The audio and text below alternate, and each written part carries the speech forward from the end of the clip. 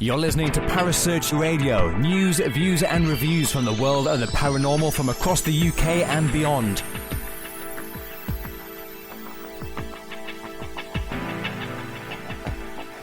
Find us on Facebook, Twitter and the World Wide Web. Parasearch UK Radio.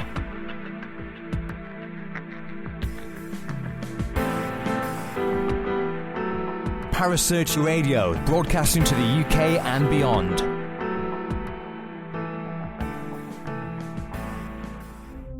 The views and opinions expressed by presenters and guests are their own and do not necessarily reflect the official policy or position of Parasearch Radio or its affiliates and sponsors. Listener discretion is advised.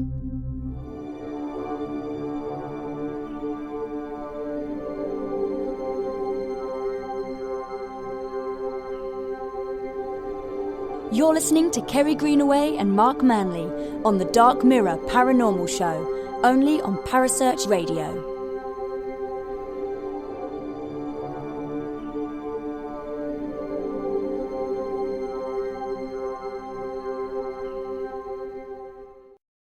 Good evening and welcome to the Dark Mirror Paranormal Show. My name is Kerry Greenaway and tonight I am joined in the studio by the lovely Mark Manley. Good evening, Mark.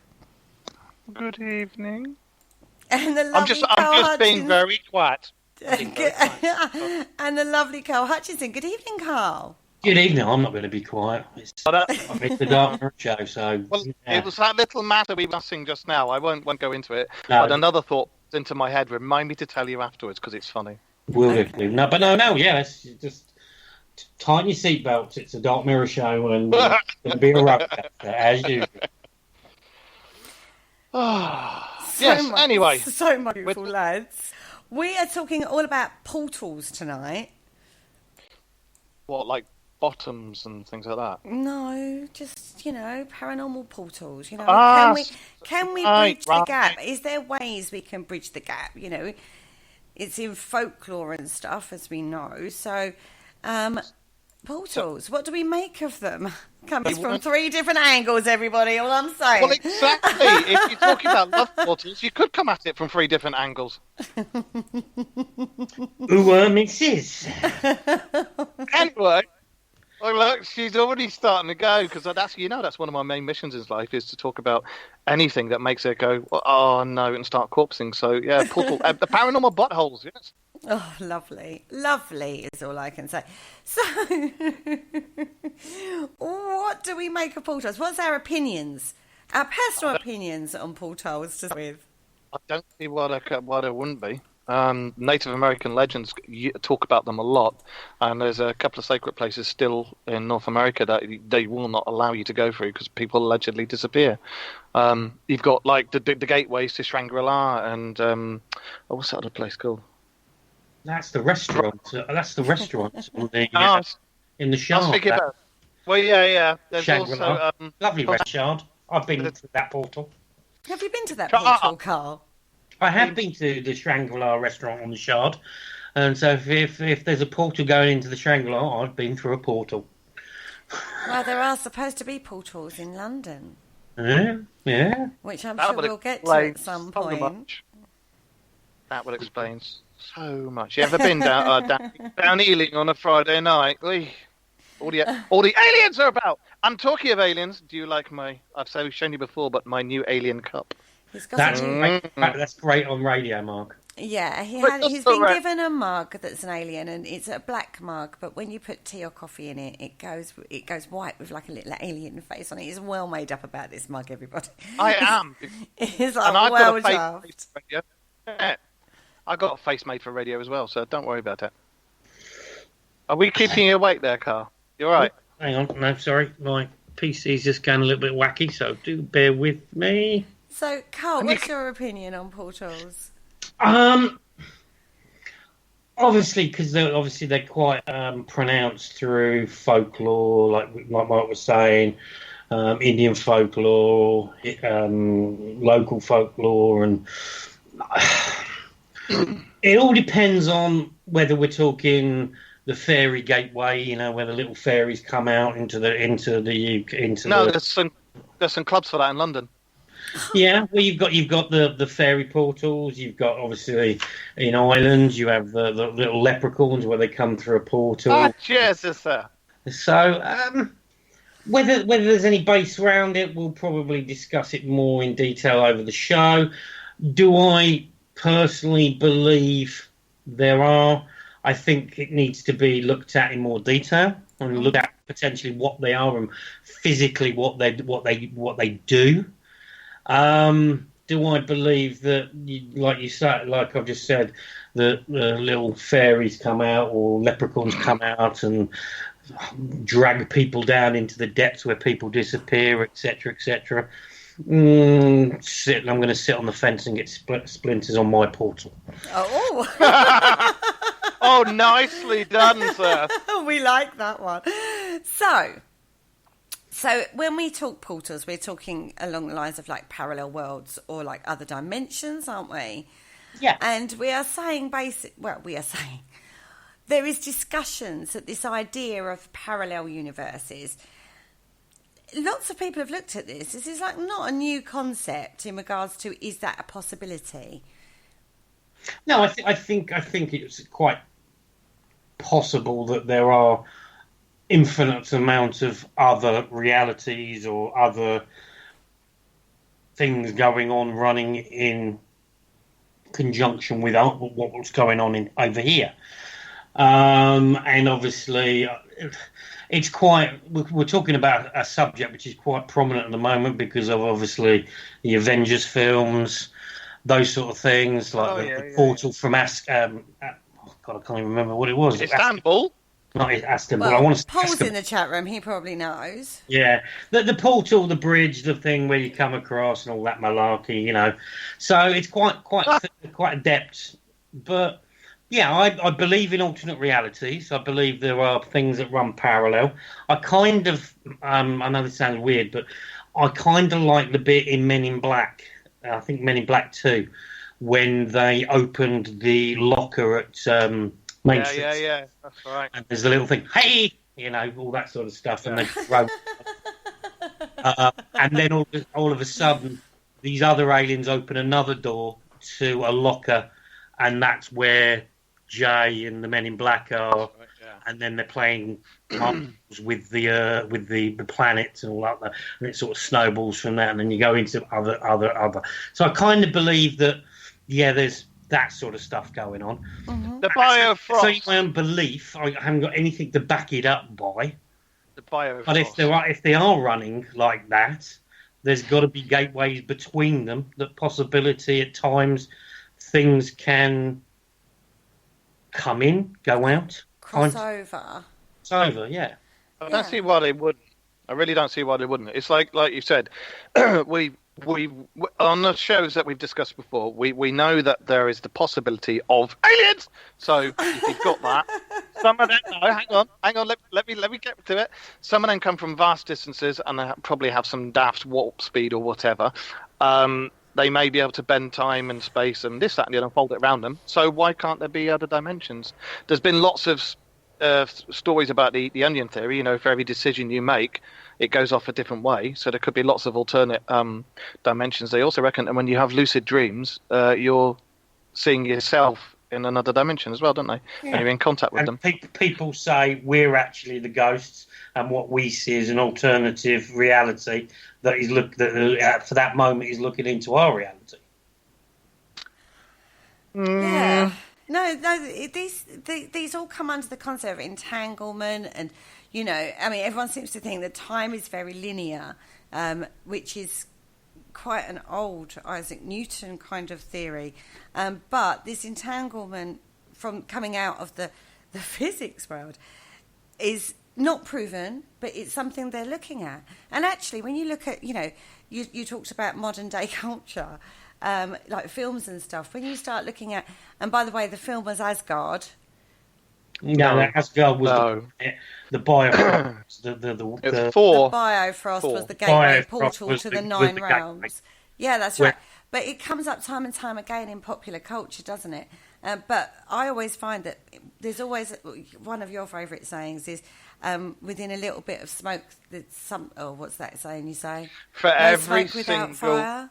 Yeah, for every single legend, there has to be that spark to start it in the first place. So kind of we went around the world a little bit, and we had a look to see if there was any places that could possibly be portals to other dimensions around the world.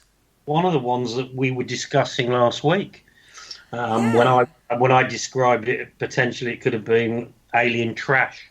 Oh.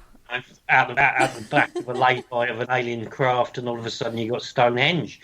But there's people that believe Stonehenge is a kind of portal. Yeah. Yes, they do. That, funnily enough, is on the research that I sent you. That's right. It is. The one you should have read! It's wrong to do the research live on show, Mark, so you just have to go with it. Seriously, your emails. You should have read the research like me and Kerry. We know about all the places you're going to mention. We know about it, because we had some fantastic research done. In this research, here, in my emails that I opened up.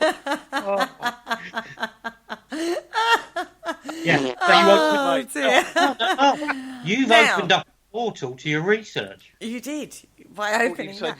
Anyway, back to Stonehenge. Let's just quickly cover Stonehenge. Right. Now, as we discussed on the summer solstice, we talked about Stonehenge. As you can tell, it went really bizarre.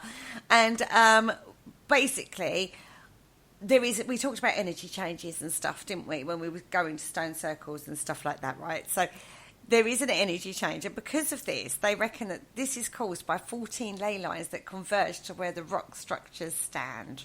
And that consequently forms a powerful vortex.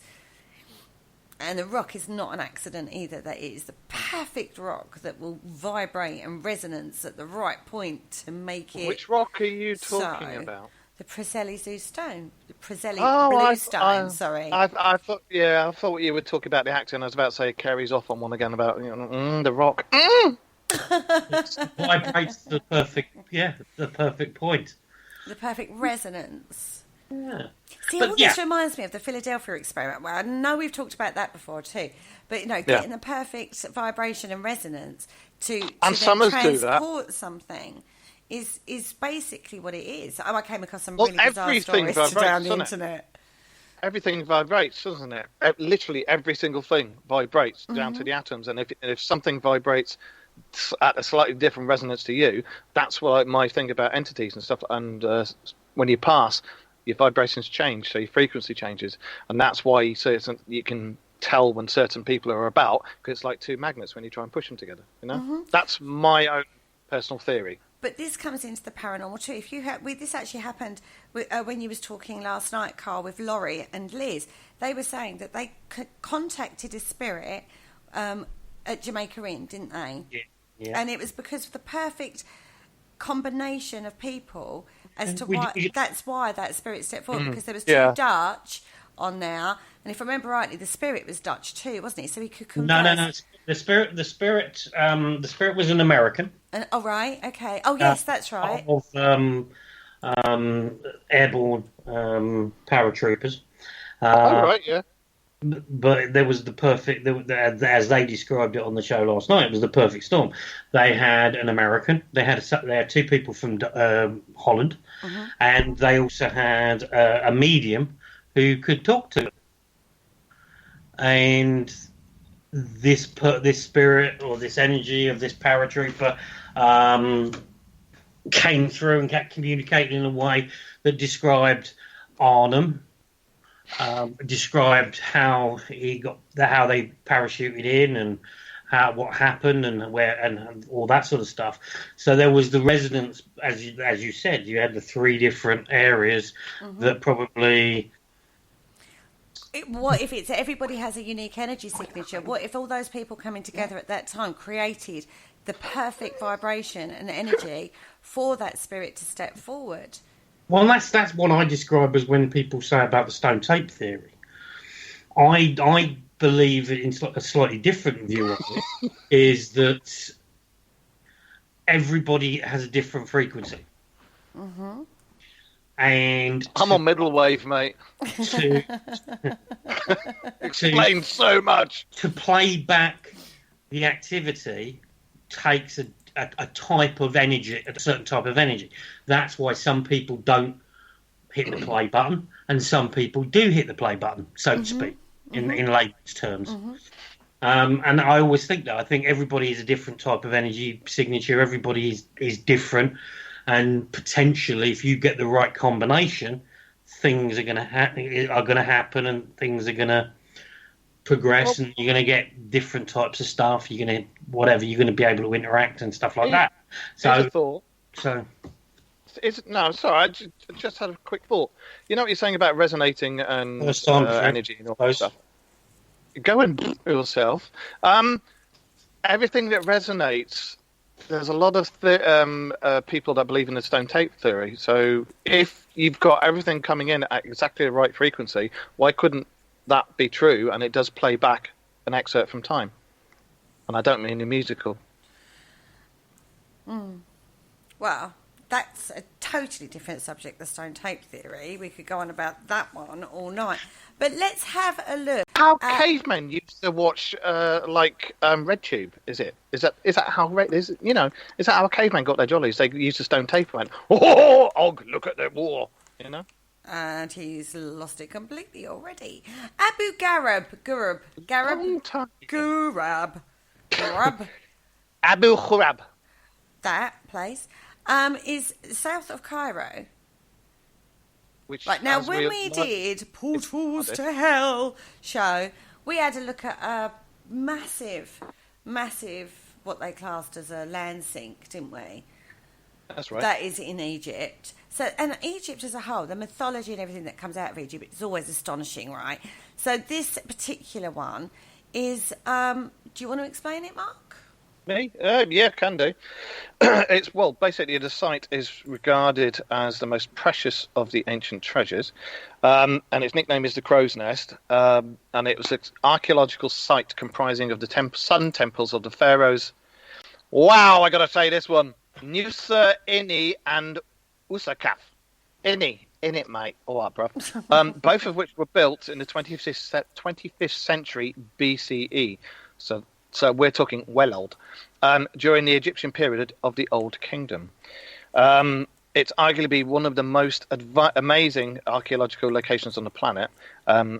It's also believed by some people that this site is home to one of the oldest stargates. Stargates, if only that were real, can be found across the globe. Somewhere within Abu Ghraib, an ancient platform crafted from alabaster was uncovered. Now, alabaster is a gemstone that's made of calcite, which, as we know, is got a bit of crystal in there and will take energy.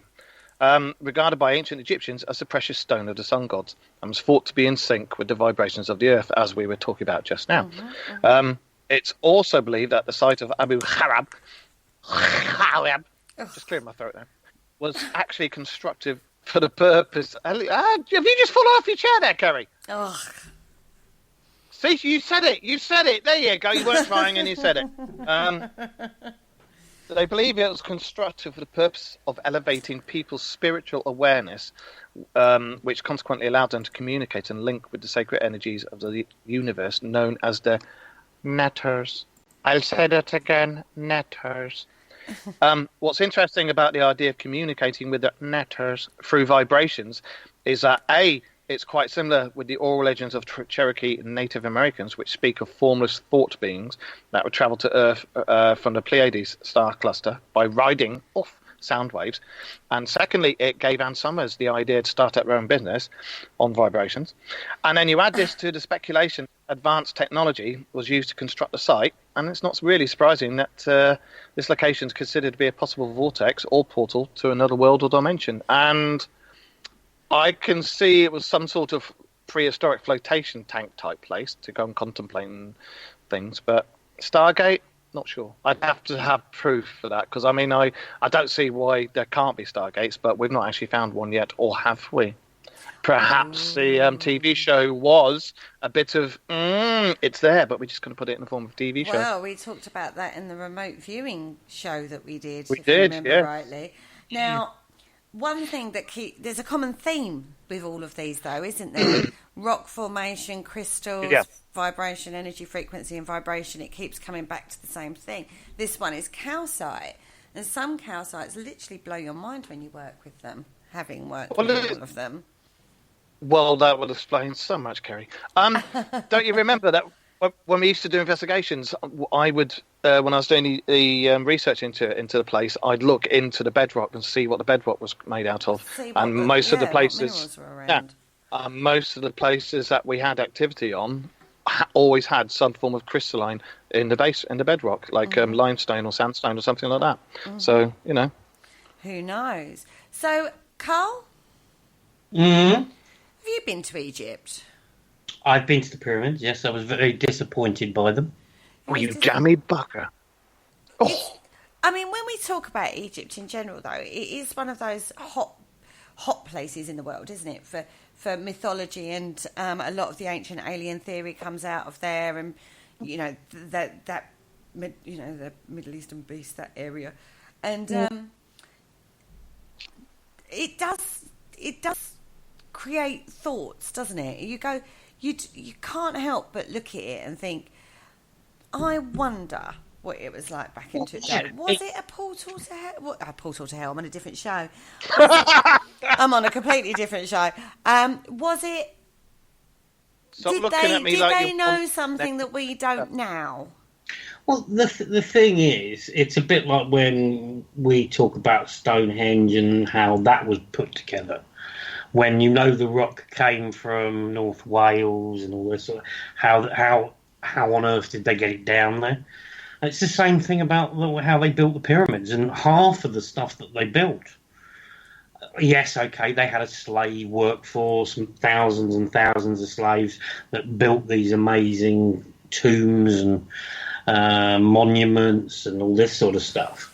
But you do look at them and you think, how on earth, especially when you look at the giant pyramids, and you just think, how on earth did they get the top ones on? Yeah, the top stones. And particularly when you look at the because every single pyramid, because obviously it was made out of blocks and it goes up and up and up, and inside it was Stone Age Lego. Maybe it was Stone Age Lego, apart from the thing at the top. They had like a cap. That's right, and it was normally covered. Giants. It was normally. No. I know what he's getting at, because in some of the most of the caps, every single normally had the cap was covered.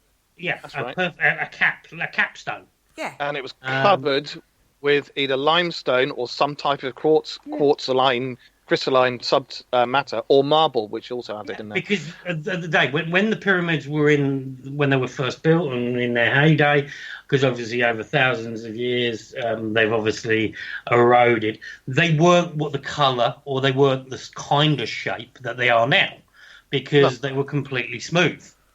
That's right, and even the rest of the pyramid itself, that had a coating as well. I and they've noticed the that capstone was coated in gold. I thought they had. There are certain of the pyramids that had those, but obviously over the years, it's been nicked. Carl went along and nicked it, or whatever, have half-inched them and whatever. But the architect, the brains behind it, the way they designed them, the way they designed how to get in and there was traps and there was tunnels that to avoid grave robbing, because basically a pyramid is technically the resting place of a pharaoh, the most powerful person in ancient Egypt. Allegedly.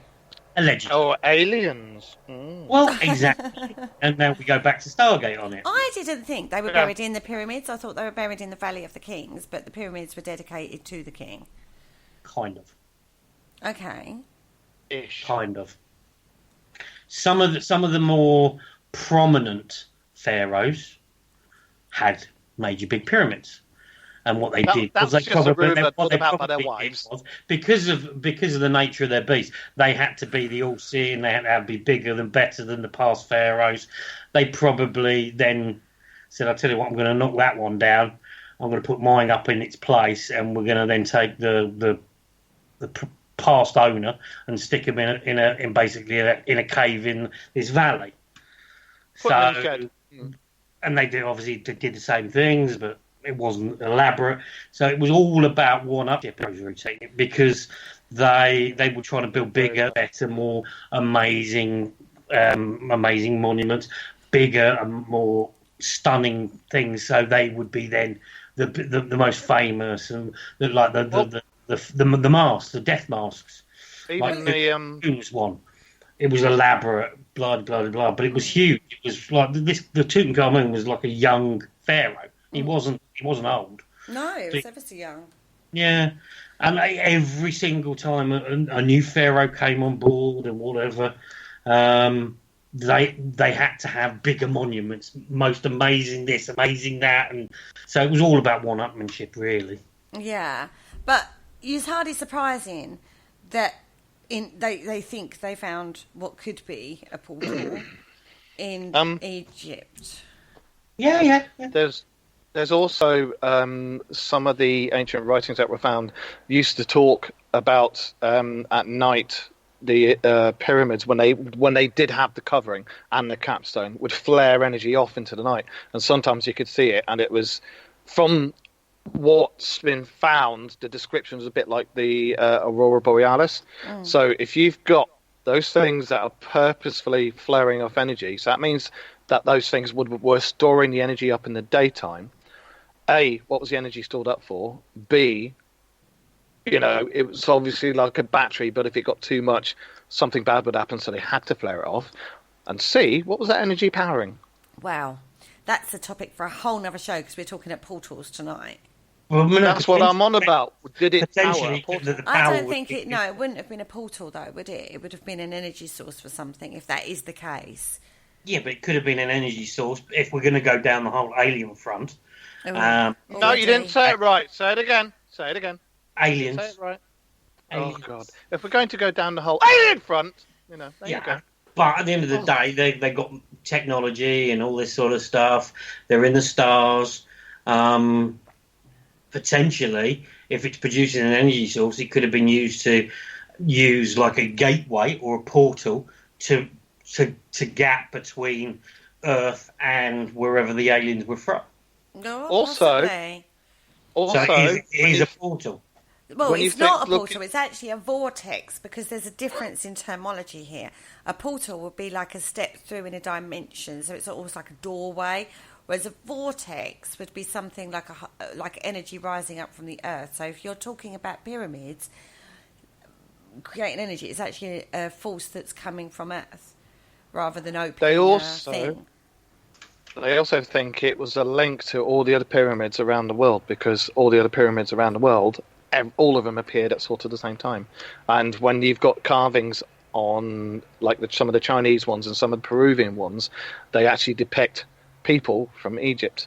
And it's like, well, how the flipping heck did they get from there to there to there to there to do that? Saying the pyramids are a time machine then from country to country? No, linked, but not a time machine. A portal between, so you step through, say, in Egypt and you come out in Peru. Or you step through in Peru and you end up in China. Oh, so like Star Trek, where they step on the border thing and then they end up on the planet.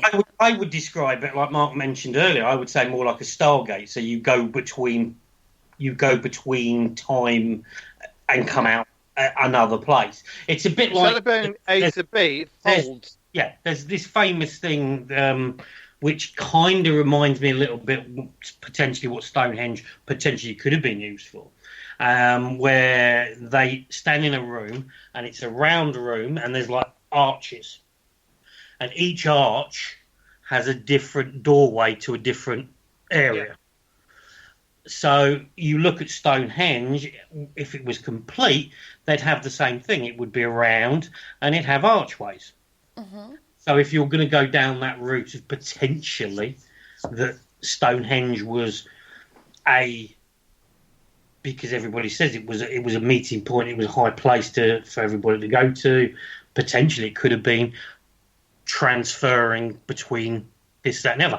That's potentially what they said is how they got the stones there in the first place. Yeah, exactly. They were talking about lift technology, and they were basically floated over. And Stonehenge has recently been found that A, it's about 10 times bigger than they thought it was, and B, it used to have a second layer to it, and it had like a stage as well. So, you know, I mean, it could be like the ancient version of the London Underground system.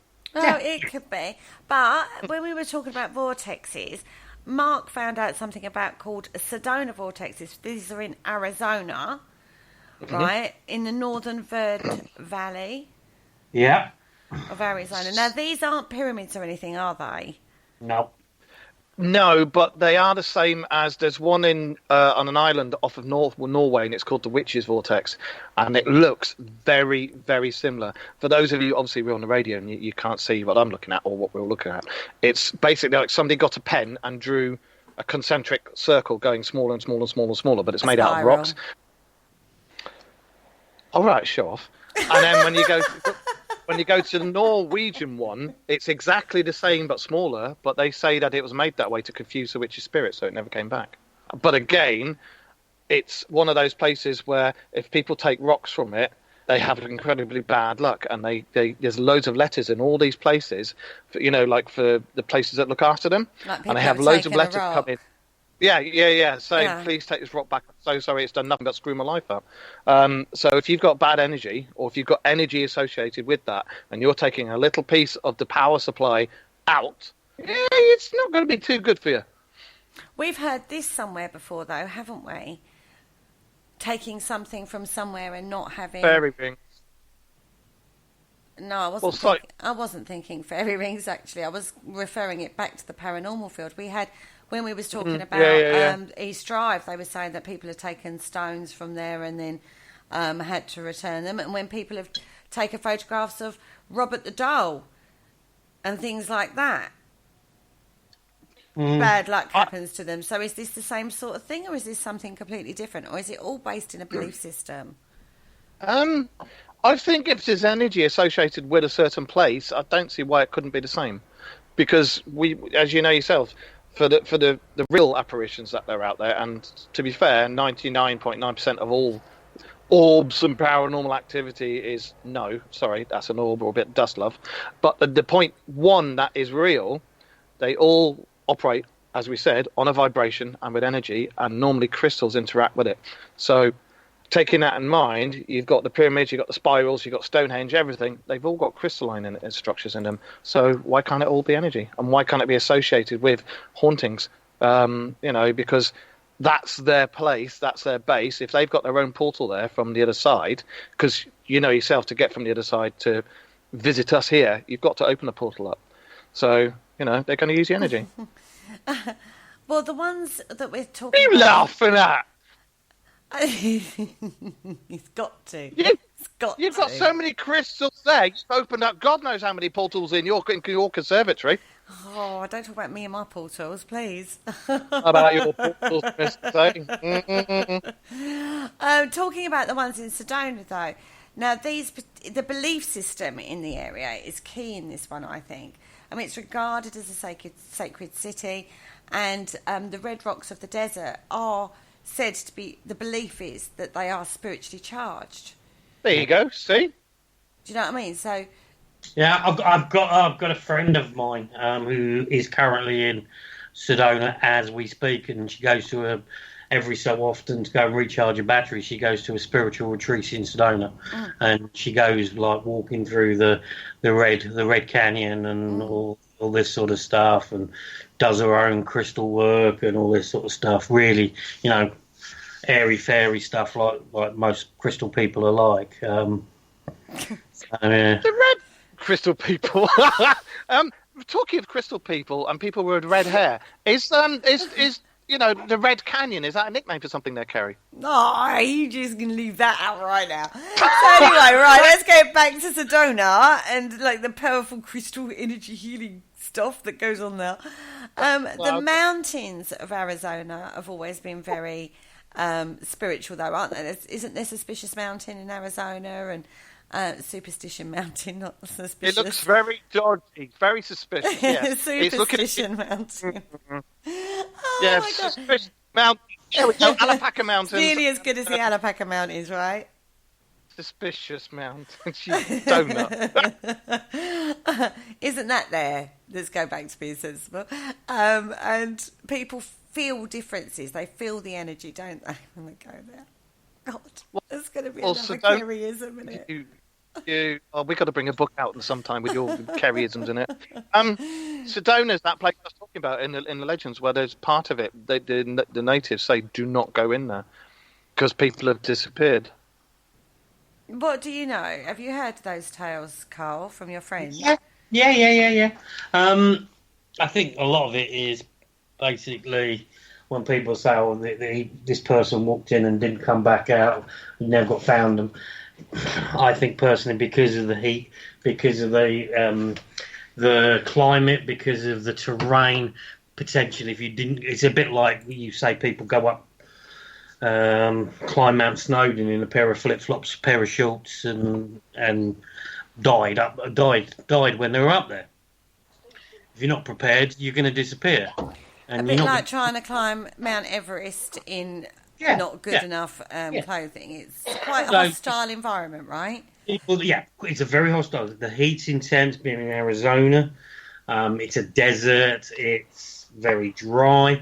You obviously need to take lots of water or lots of fluids, etc., etc. So potentially these people have gone out, and as urban myths spring up, they've gone out, they've disappeared, and they've died and become eaten by animals, or just died in just huge area of thing that is very difficult to find people. So an urban myth. Or they've passed through a portal and disappeared and turned up somewhere else. Or you've got the other part of it, as you say. They've gone through, they've passed through the portal, and they've ascended into Valhalla, or whatever you want to call it. Or whatever. I got one for you then. When people talk about Shangri-La and this, that, and the other, again, they say it's a doorway you've got to go through, and a lot of people don't come back out because they love it there. But when you look back into the Second World War, when Hitler sent his guys out looking for Shangri-La and all the paranormal stuff, they reckon they found various doorways and portals, and that's why they started up the Nazi bell testing. Is all to do with that. You've got to remember, one of Hitler's right-hand men was completely into the paranormal. Oh God, yeah. They were paranormal, and he was like he was in like vampires and ghosts. Trying to it wasn't Goering, was it? Goering? No, Goering or Goebbels. I'm trying to remember. It'll come back to me in a second. There's a computer game. No, there's a computer game basically. Based of the first computer game had him, and I think he was Hitler's number 2 or number 3 or whatever. I think he was, and he was like, he had his own Knights of the Round Table, and he was into the urban myths, and he was looking at psychic projection and using that as a weapon and all well, things like that. They started at Annaby, didn't they? Yeah. So he was well into it. So yeah, potentially.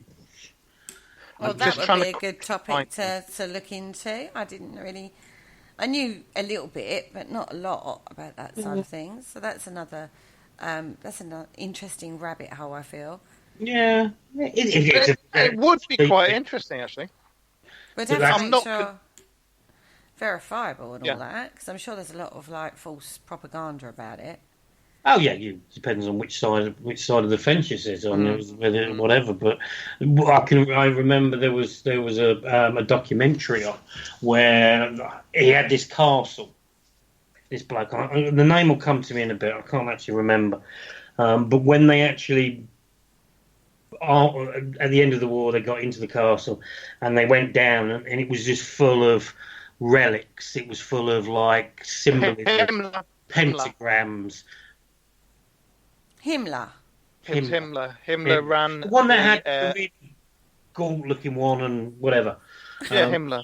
Yeah, he was all into that. When they stormed it, when the Americans stormed it, they found all sorts of weird, like pentagrams and ritual stuff and chalices and shrines and various different stuff that could be used in rituals and stuff like that. And they had some weird macabre stuff. And so, yeah. Started the witch division in the SS because of that. Mm. And he said that all the witches were Aryan and they were all pure German blood and all that nonsense. Oh, it might have been all right then. Yeah. We have ways of making you talk, yeah? Do you like? I have ways of making of opening the portal, don't you know? So do you We like know this, black love. and shiny boots? Can I wear shiny boots? Yeah, wearing black and shiny boots. Cool, but I don't want to kill people. No, Is that he's right? just on Am I allowed about to- wearing Do shiny you boots. like wearing black and shiny boots? It's Just go with it. I wasn't saying. Anyway, let's go under the sea. Let's change the topic of this one. Under the sea in Michigan, in the United States of America. Under that sea. Scientists were looking at... Right, shush. Darling, it's better. Can I just Down say by you weather. said under the sea, but it's not technically under the sea because Under a lake. the sea. All right. Well, okay. The lake. I couldn't think of a Well, song that had a lake in it, that went quite as well as Under the Sea. So anyway, it's actually under a lake. Now, this was an underwater archaeologist who found this, Mr. Mark Holley, a professor of underwater archaeology, found a stone structure. That's right. It's believed to be 9,000 years old. Like, predates our little stone structure, doesn't it? A little bit, by about 4,000 years. I love that little bit about the carving that was found on it. I do love this. I have to kind of think this is a joke done by some famous person or some rich person. I thought, we'll shove these old rocks under there and we'll put a new carving on it. But I'm playing devil's advocate. They you tested. understand. They actually tested Like them. Vote Trump 2021. They did test the rocks. That's just for our American lovers out there. Well, Lake Michigan wasn't always a lake. So, What? Oh, wasn't always a lake, was it? Wait, that's the first time ever in Dark Mirror history Mark Manley has actually tried to pull us back on topic.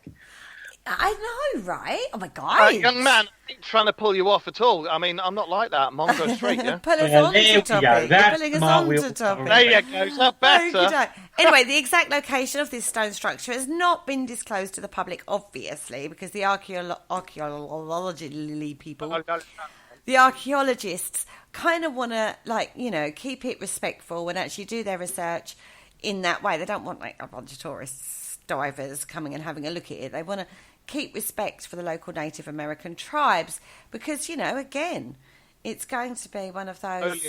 Holy land. It's going to be one of those things, isn't it? Now, there is supposed to be a carving on one of the blocks is supposed to be a carving of a mastodon. I said that right, yeah? Mastodon. That thing. Huge elephant thing. Yeah, it's an elephant-like creature, but it's extinct. It's a big, hairy heffalump. Yeah, but it was extinct. Yeah, when it was carved, potentially was it carved when they weren't extinct? It was about 1,000 years in between, I reckon. Okay. Between But the extinction I of this think- animal Maybe and it the was just carving. maybe it was just graffiti of the time. Who knows? Who knows what that was? I But don't see I'm why sure that- they'll have that lots couldn't of have fun been there. working it out. Or I trying don't to see work why. it out. I don't see why it couldn't have been there for longer than that, because they reckon at least 9,000 years. Mastodons died out 10,000 years ago, so split the difference. It could have been there for 11,000 years. Possibly, but I always think this, right? We Yeah. kind of cave drawings and stuff, they kind of look at as a bit of like, What are you waving at us? it's like graffiti. What is that? My mini Bison, my pen from Salem that Carl got me. I love it. I wave it around and everything. It's great. It's Like like a my little little torturer's apprentice. What's that Mickey Mouse cartoon? Sorcerer's Apprentice. Sorcerer's Apprentice. That's the No, one. Thank you, Fantasia. guys. Fantasia. Fantasia. And I kind of do Fantasia. like little dances with One it. It's more like my time. little bee song. Anyway, you got me off topic. So Fantasia.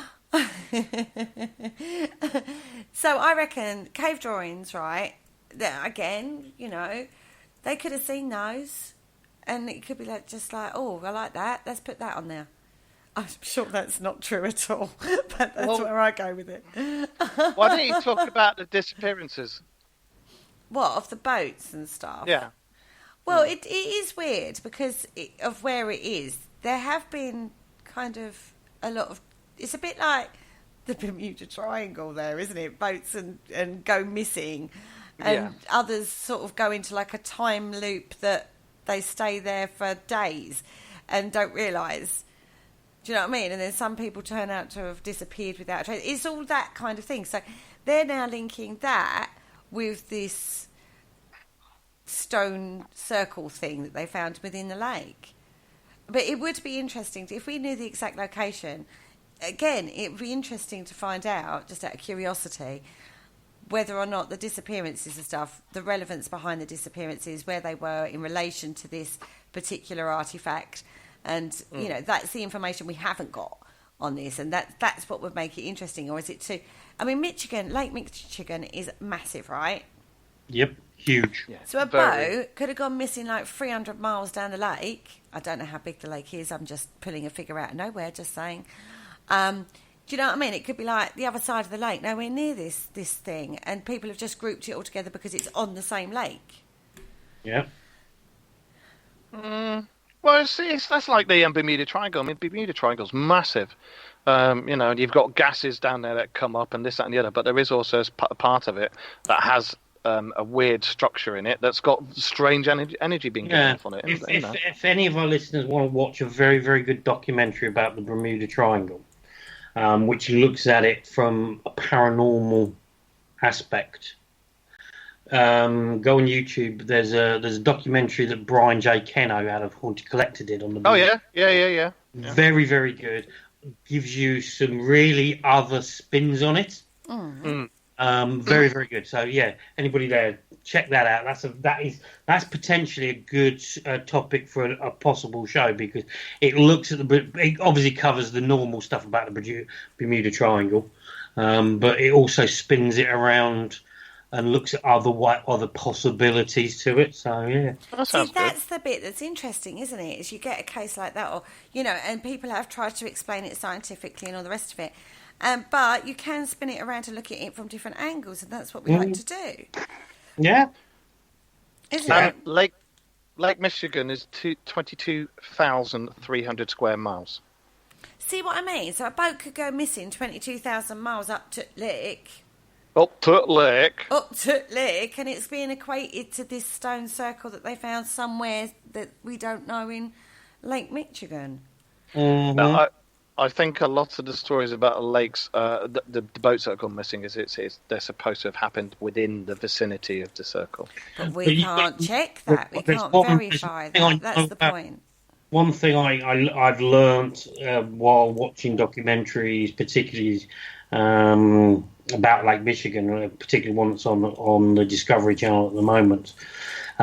Lake Michigan has its own climate and various. Basically, it can have a thunderstorm in one area, and literally a mile further along, you've got so it has very weird type of weather, climates, tidal, weird water spouts and stuff like that due to the clashes between the different weather fronts producing stuff. So it has, similar to the Bermuda Triangle, when they talk about when points clash, warm water, cold water, etc., and then it produces phenomenon. So. And you see this picture I'm holding up. People in Radio Land can't, but it's actually a triangle. Is the area where the boats have gone missing? Yeah, that triangle there. That's where the area where they all go missing. Oh, it's the triangle again. It's the triangle, everybody. Right. Why can't it be a rhombus sometimes? Or why can't it be a cuboid? Just be like a dodecagon cuboid. Something. Why is it always got to be a triangle? Well, there must be a reason for it. Racist against other shapes. It could be a circle with another circle in the middle of it. I don't know. Exactly. Why is it always I think the triangles are trying to take over. They're trying to be the master race in the shape. Well, look at the UFOs that are floating about. TR3Bs, they're triangles. Yeah, but maybe you're gonna. I'm not even going to go down those words because that's just not going to happen tonight. But anyway, right? So, is it seawater or is it freshwater, Michigan? Both, isn't it? Is it both? I think it is. When you go towards the Canada side, because it goes into Canada, and I think it's both, if I remember rightly. Just having a look. I don't know. I think I'm pulling that out of my memory banks of useless bits of information that I pick up or doing pub quizzes, etc. I believe that Lake Michigan in certain parts are saltwater and seawater, because I think Canada side they come in from another area. Apparently, all these questions we're asking, like the military guy, the SS guy, him, are actually being answered in the chat room. So thank you very much, chat room. You're being very helpful over there. I've only just looked at it. Yeah, Richard's just asked a question in the chat room. Have you heard of the Canvey Island Oblong? Yeah, it's the name of the biggest caravan that's actually on a site at the top. That's contains a very famous paranormal investigator. Not me. Who's larger than life. No. Just like we all pointing know that out, that's not me. Mentioning names. Isn't that Kerry's front room door? Oh dear. I'm glad he said front room door. I was worried he was going to say, isn't that Kerry's back door? And I was going to say, no, it doesn't look like a taco. I really need to stop this conversation right here and now. Let's go back to topic. Okay, so let's have a look at the Gate of the Gods in Hayamarca in Peru. Marcus, tell me all about that. Excuse me, I'm losing my voice. The Gate of the Gods in Hayamarca. Local tour guide Jose Luis Delgado Mamani, back in 1996, accidentally rediscovered an ancient site situated in the vicinity of Lake Titicaca, and near the mountain-filled region of Hayubrand in Peru, where he was exploring the area for his job, which was near Lake Titicaca. Oh, for God's sake. The local area is venerated by natives as the City of the Gods. And researchers are of the opinion that several monuments could be uncovered beneath its surface and in Lake Titicaca. That's 3. I know, I'm counting. What so immature, everybody, so immature. Alabaka Mountain. What Mamani found in this same area in particular is a gigantic door-like carving on the face of the Hayamarca Mountain, and it's referred to as the Puerta de Hayamarca, which translated in English means the Gate of the Gods. Now this gateway measures 22 feet by 22 feet, or 7 meters tall by 7 meters wide, and there's a smaller doorway which can be found in the center of the gate at its base, which is only 6'5" or 2 meters high. Now, according to Native American legends, the gateway is the gateway to the land of the gods, and that only heroic mortals can pass through the smaller door to meet the gods. So, well, who's the bigger door for, eh? Oh. To meet the gods of their own realm or domain. And also, by passing through the doorway, these heroes are granted immortality and get to live among the gods. The larger gate, on the other hand, was used by the gods themselves. We're going back to the giant race. Yeah, we talked about giants as well, didn't we? Yeah. Occasionally accompanied the immortal men in instances where they return to Earth to visit their kingdoms. Now, if you remember when we spoke about the giant races, that there is a lot of evidence coming to light that they were real. A lot of the legends came back from Native American legends and Southern American Native legends. Well, even when we talked about legends of the Native Americans, they allegedly came over the land bridge, didn't they, from South America, and there was a race of giants living in America. This is one of the Native American tales. They came from the land bridge which joined India or Asia to America before it broke up. Oh, wherever that was. And yeah, so... That's why the Native Americans have black hair and a tan. And I don't mean that in a rude way. It's because they are descended from originally from Asians. Anyway, they came over to America, had a big battle with some giants, killed the giants because they like to eat the Indians, basically. And, everybody likes a good Indian now and then. Pardon? Don't. Like to go out and have a good I'm not even going to I'm going to talk over that. Chinese. I'm talking over that. So, where was we going with this one? Yeah, so, when you think about that, I don't know. It's all very weird, isn't it, when you start looking back in history and legends and mythologies, isn't it, guys? Everything links up. Everything links up. All the major events in any religious book happen along the same rough timeline. And then when you look at lots of legends and myths and stuff, they're all the same pretty much in every single culture. And again, all the appearances of these so-called beasts and giants and this, that, and the other all happen on the same timeline. So there is something in it. Beasties. Well, my goodness me. This is one, isn't it? See, we do cover all sorts of topics on the Dark Mirror Show. We go around most of them on every show. On a tangent, yes. You go off on tangents. Oh, dear.